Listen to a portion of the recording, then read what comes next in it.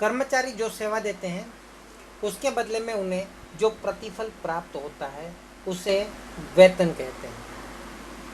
इस सिद्धांत के अनुसार पीढ़ी के कर्मचारियों को भुगतान किया जाने वाला वेतन न्यायी होना चाहिए। न्यायी अर्थात वो जितना काम कर रहे हैं उस हिसाब से उसको मिलना चाहिए।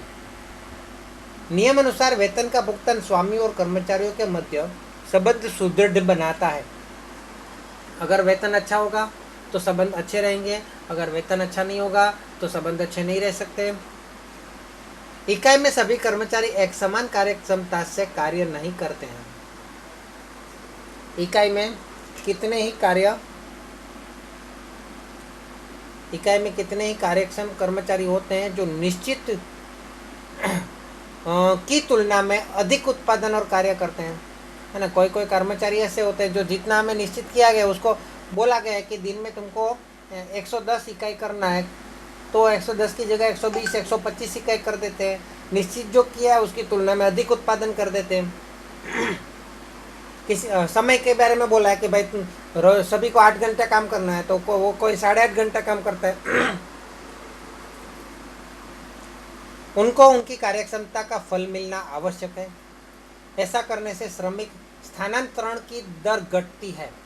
आज ही मैंने सेकंड ईयर में ये टॉपिक चालू किया, श्रमिक स्थानांतरण दर, मजूर फेरबदली दर। श्रमिक स्थानांतरण दर क्या होता है, मजूर फेरबदली दर क्या होता है, लेबर टर्नओवर रेशियो क्या होता है। तो ये जो लेबर टर्नओवर रेशियो है वो क्या बताता है कि औसत उसमें जितने कर्मचारी कंपनी में होने चाहिए उसमें से कितने निकल जाते हैं और कितने नए आते हैं, उसका वहाँ पे जो रेशियो होता है उसको बोलेंगे श्रमिक स्थानांतरण दर।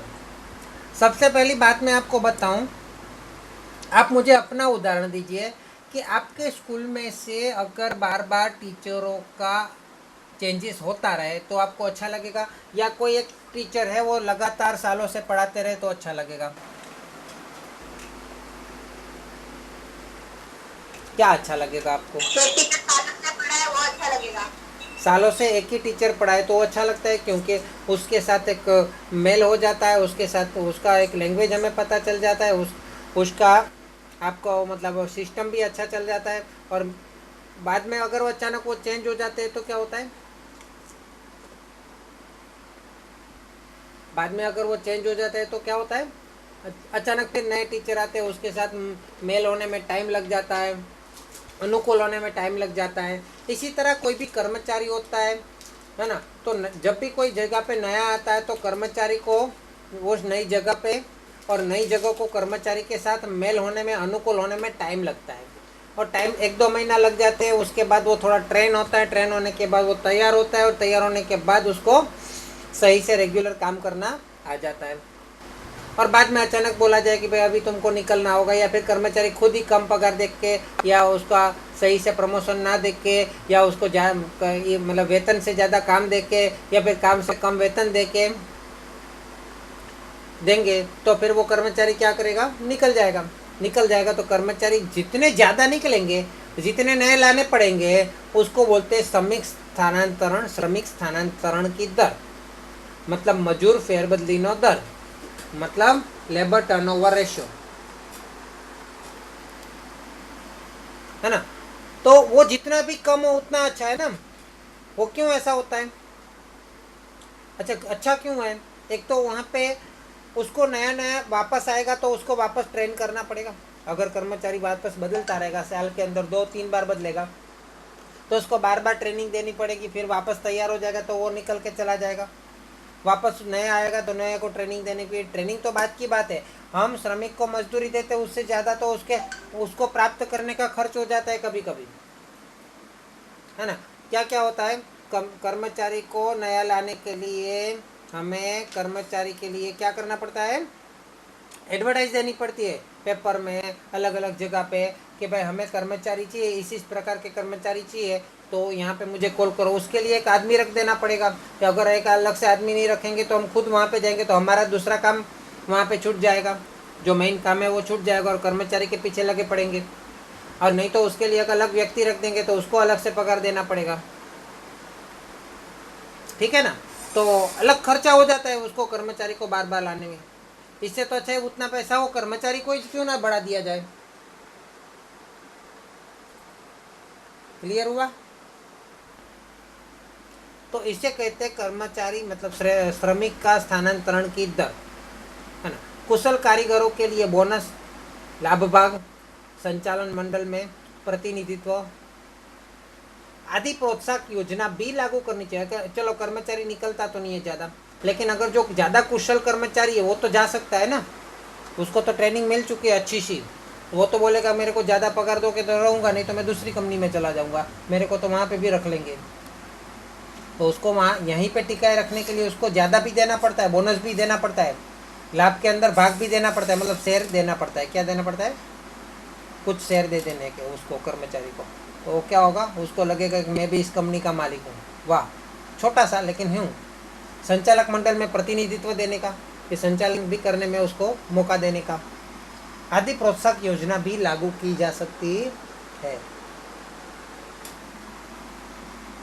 केंद्रीकरण का सिद्धांत, ये भी बहुत जबरदस्त केंद्रीकरण का सिद्धांत है। केंद्रीकरण का सिद्धांत उसमें क्या होता है, उसके नाम के जैसा ही उसका सिद्धांत। केंद्रीकरण का सिद्धांत और विकेंद्रीकरण का सिद्धांत दोनों ही मस्त है, दोनों ही एक दूसरे से विपरीत है, लेकिन दोनों ही सिद्धांत काम करते हैं। हम एक आकृति बनाते हैं यहाँ पे, वो आकृति के बीच में एक छोटी सी आकृति बनाते हैं। तो मुझे बताओ कि बीच में क्या है, केंद्र है, और बाहर क्या है, चारों ओर परिवृत्त है। तो व्यवस्था तंत्र का जो ढांचा होता है वो हम व्यवस्था तंत्र हम कर्मचारी को रखते क्यों हैं, हम नौकरी पे क्यों रखते हैं कर्मचारी को।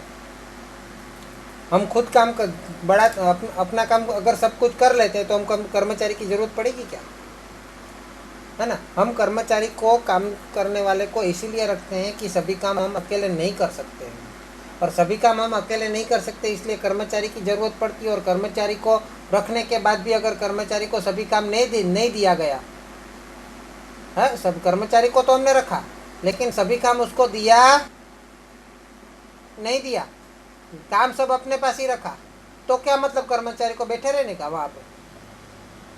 अच्छा, कर्मचारी को काम तो दे दिया लेकिन उसको पावर नहीं दिया काम करने का, तो वो बार बार पूछेगा सर ये करूँ ऐसे, सर ये ऐसे करूँ, बॉस ये ऐसे ही करेंगे ना, बार बार पूछ के करेगी, क्योंकि उसके पास पावर नहीं है। क्या नहीं है?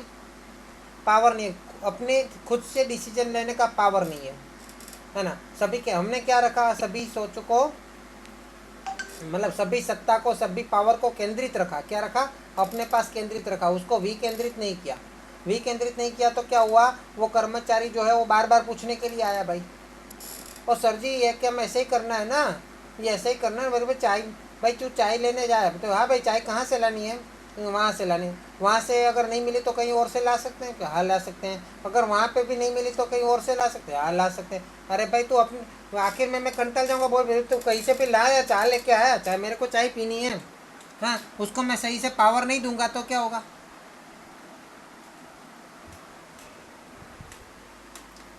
प्रॉब्लम हो जाएगा। तो कर्मचारी को सही से पावर देना जरूरी है, तो उसे कहते हैं विकेंद्रीकरण का सिद्धांत, है ना। उसे क्या कहते हैं? विकेंद्रीकरण का सिद्धांत।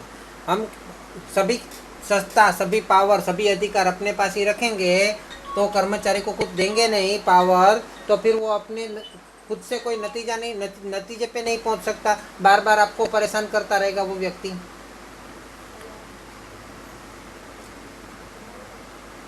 हम एक बार पढ़ते हैं यहाँ पे, व्यवस्था तंत्र के ढांचे को सफल बनाने के लिए कितने अंश में अधिकार का केंद्रीकरण या विकेंद्रीकरण होना चाहिए, इसकी स्पष्टता होनी चाहिए। अच्छा, सभी अधिकार भी उसको नहीं दे देने के कर्मचारी को। कर्मचारी के पास अगर दायित्व निभाने की ताकत नहीं है तो उतने अधिकार भी उसको नहीं दे सकते, है ना। उतने खुद के पास रखने पड़ेंगे, है ना। कुछ अधिकार अपने खुद के पास रखना पड़ेगा, उसको केंद्रीकरण कहते हैं, और कुछ अधिकार सबको बांटना पड़ेगा, उसे विकेंद्रीकरण कहते हैं। इसकी स्पष्टता होना आवश्यक है। व्यवस्था तंत्र में जितने अंश में सत्ता सौंपी नहीं गई उसे केंद्रीकरण कहा जाता है। जितना अंश में हम किसी को सत्ता या पावर नहीं देते उसे केंद्रीकरण कहेंगे, है ना। और जितने अंश में हम सत्ता या पावर देंगे उसे क्या कहेंगे? कर्मचारियों की शक्ति का श्रेष्ठ उपयोग हो सके, कर्मचारियों की शक्ति का श्रेष्ठ उपयोग हो सके, इसके लिए केंद्रीकरण का सिद्धांत अपनाना आवश्यक है। विशाल आकार की इकाइयों में केंद्रीकरण कम सफल होता है। वहाँ पे लोगों को मतलब सत्ता अधिकार सौंपने पड़ते हैं, क्योंकि विशाल आकार की बहुत बड़ी साइज की है ना संस्था या धंधा या व्यवसाय। जितना बड़ा होता है उतना विकेंद्रीकरण करना पड़ता है, लोगों को सत्ता अधिकार सौंपने पड़ते हैं। इसलिए इकाई के कद के अनुसार केंद्रीकरण और विकेंद्रीकरण अपनाया जाता है। क्लियर हुआ? अभी वो भाई आ गए।